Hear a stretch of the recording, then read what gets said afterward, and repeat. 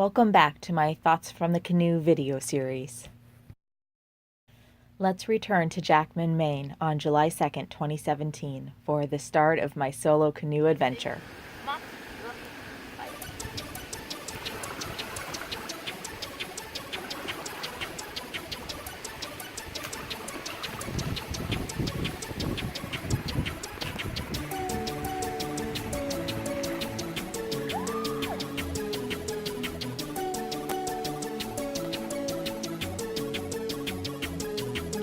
If you haven't seen the first video in the series, here's a really quick overview of my route. From Jackman, I canoed a little over 200 miles of the Northern Forest Canoe Trail. I ended my journey in Fort Kent, Maine, along the Canadian border.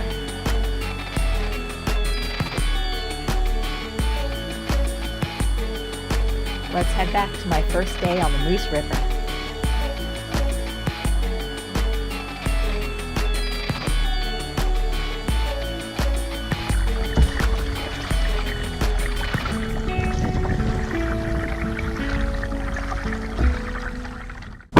Still, like it's a big trip. It's a really big trip for me, and it was hard to leave, but it is beautiful out.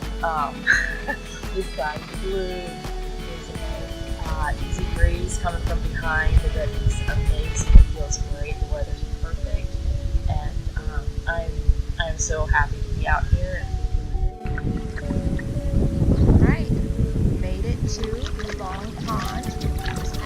Out of the Moose River and into Long Pond, and it's really cool. The wind was picking up here, and I found out later that my audio is not up to that challenge, so unfortunately I lost what I was saying here.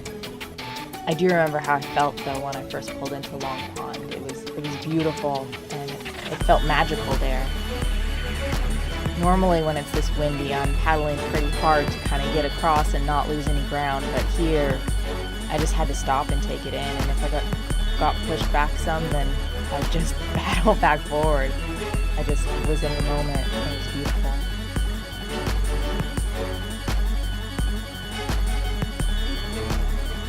This video doesn't really capture how beautiful and stunning it was there. This was the cabin I stayed in my first night out.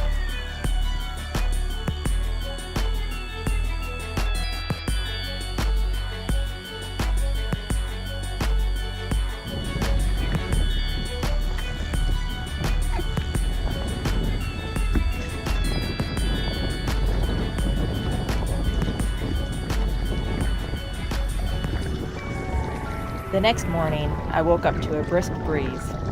I didn't realize just how brisk it was until I tried to paddle in it, and the day just got windier from there.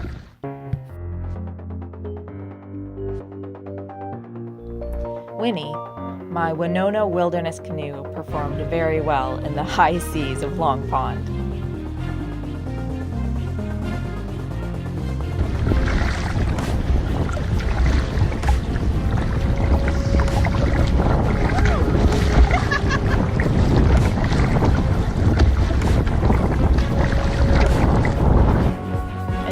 My strength to keep Winnie straight in this. And even then, there were times when the wind won, and I had to float sideways for a bit until I could get it straightened out again. Long Pond lived up to its name. It took me 5 or 6 hours to get across it, and I still had a 3.5 mile portage to complete that afternoon. This was the hardest day of the trip.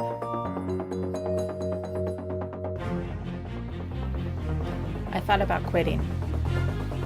Day 2 was so hard, and I was sore and tired, and I already had blisters, and the day was only half over at that point. I still had a big portage to do, set up camp, and in a couple of days I knew I was going to be staying at a cabin in a town, and it'd be a lot easier to quit and just go home from there.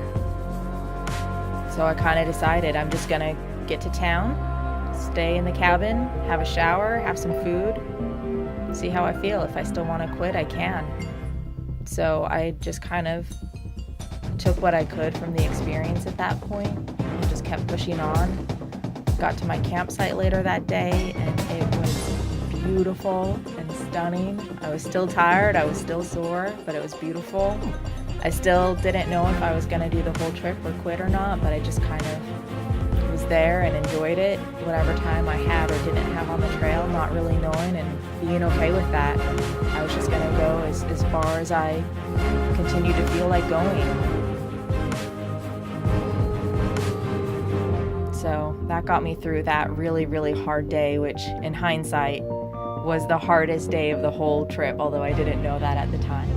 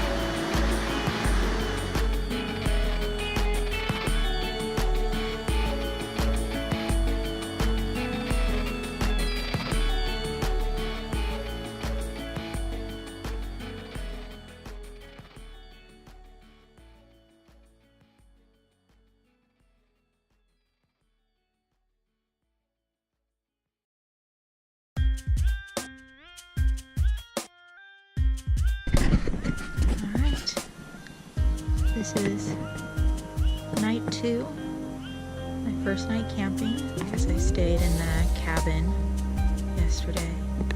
It is beautiful here. It was a super long day. I was planning on going farther, but had to cut it short. Got my hammock back there, some stuff hanging up, fire ring that I'm not going to use. More like tent sites and stuff. Yeah, it was a long day, so I'm gonna go eat some food, get my stuff put away, get my route ready for tomorrow, and then go to sleep. It's about 6:44 and I got here around 5. Nice fingers.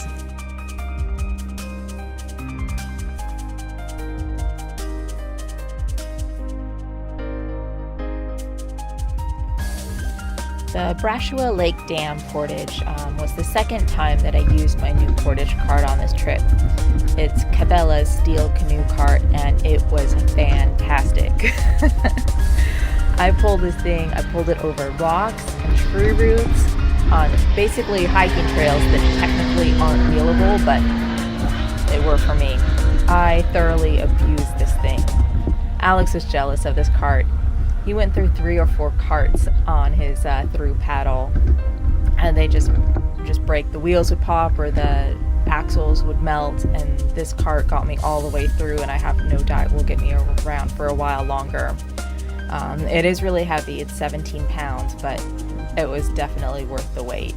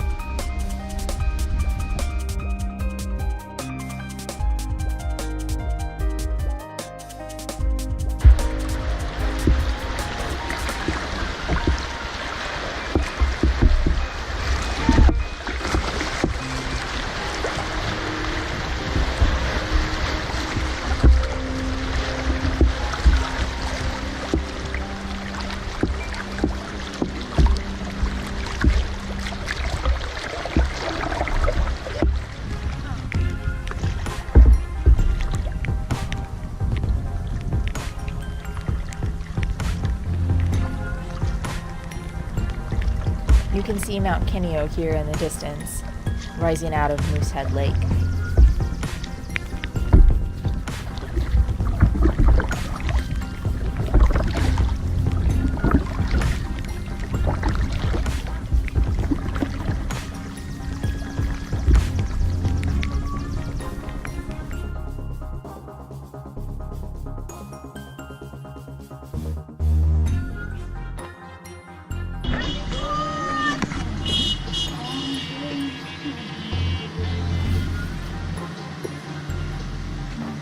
I could see the Rockwood Independence Day boat parade from my cabin's front porch. It was a little weird coming back into civilization after being out, and a little surreal to have the boat parade go, right past my cabin. My first day, I'd only gotten back into town a couple of hours before. It was really cool, though. I missed the fireworks that night, though. I actually slept through them, which apparently there were some going off on my dock. So I must have been pretty tired. I guess I needed my sleep.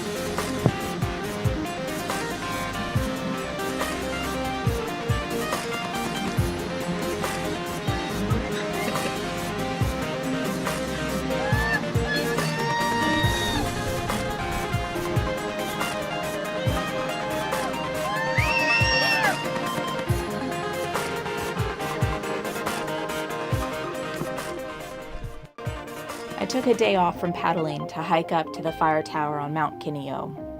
I had a bit of an epiphany when I was hiking up to Mount Kineo. I was just down. I was like, this is my day off. What am I doing? And I was still, had quitting bouncing around in my mind. And I just had this thought. I just remember partway up, it was beautiful. There's these amazing, stunning views across the lake. And I'm just not there. And I'm like, well, where would I rather be?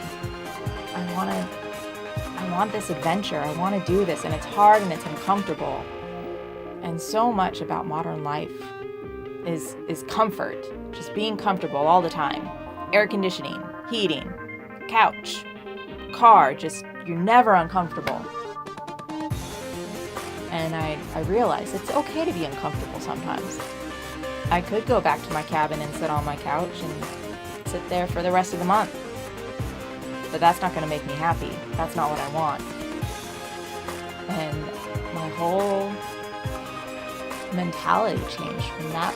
I just felt, after I came to that realization, more positive about the whole thing. And I was able to enjoy the rest of the hike up and got up to the fire tower. And up at the top, there are these amazing panoramic views of Moosehead Lake.